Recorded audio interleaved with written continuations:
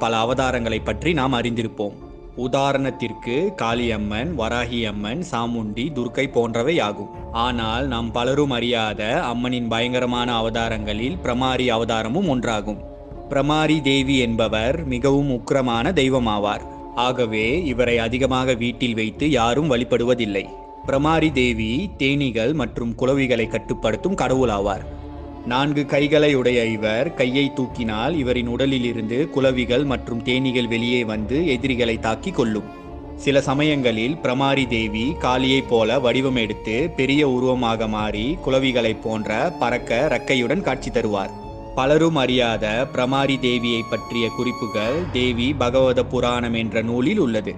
இவரை பற்றிய புராண கதை அருணாசுரன் என்ற அசுரனோடு தொடர்புடையது. முன்பு அரக்க குலத்திற்கு அருணாசுரன் என்ற அசுரன் தலைவனாக இருந்து வந்தான். அருணாசுரன் தேவர்களை எல்லாம்